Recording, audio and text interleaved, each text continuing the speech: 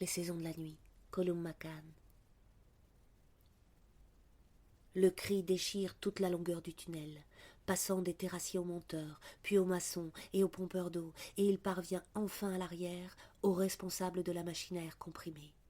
Fuite d'air, baissez la pression, diminuez, abbassa la pression, et diminuez la pression. Mais le passage d'une langue à une autre déforme le message, le fausse, et au lieu de baisser, l'aiguille remonte sur le cadran de la machine.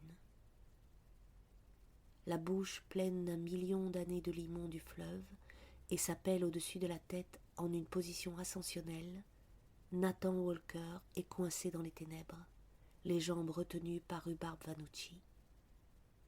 Du sable, de la boue, des cailloux dans les yeux, les oreilles, la bouche.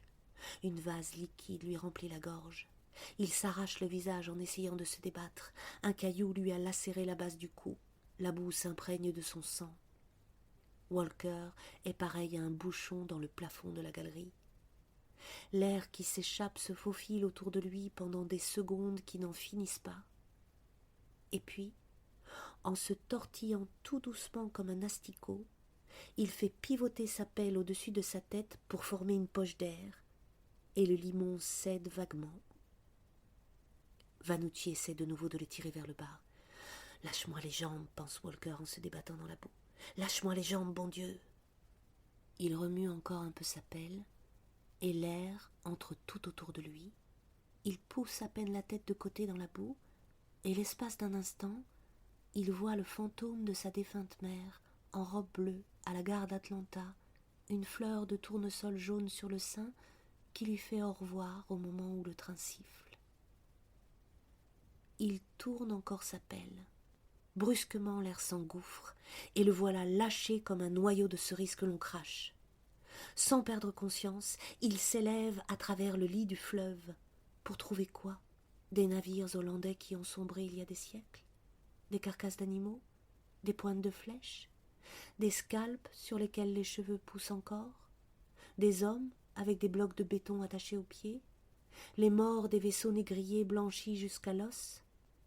Durant tout ce temps, un coussin d'air protège Walker du poids énorme du tuf, du sable et de la vase. Il est semblable à un embryon à l'abri dans son sac, pendant qu'il est projeté à 2 mètres, à 4 mètres à travers le lit du fleuve, la poche d'air frayant la voie dans le limon, le préservant de tout danger.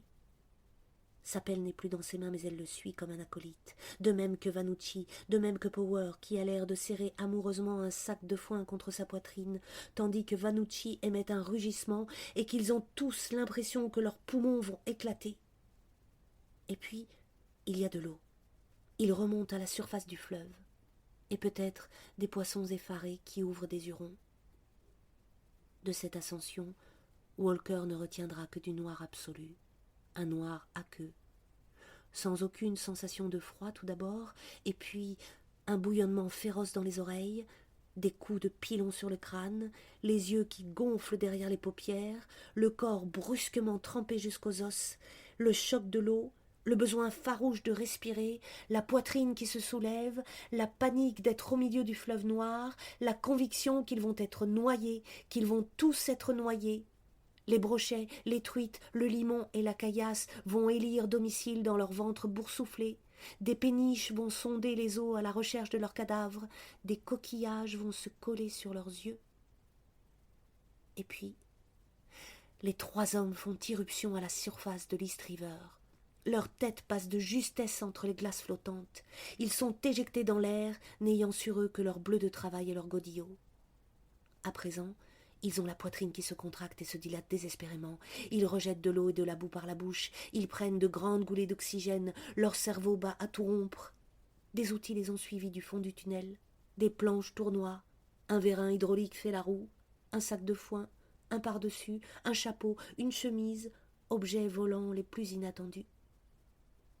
C'est le matin. Il fait jour. Et ils sont là, portés par un énorme geyser brun, eux, leurs crasses boueuses et leur matériel souterrain. Il y a des ferryboats sur l'eau, des mouettes curieuses dans les airs, des dockers qui les montrent du doigt ébahis. Les 3 mineurs font des sauts périlleux dans l'air au-dessus du fleuve.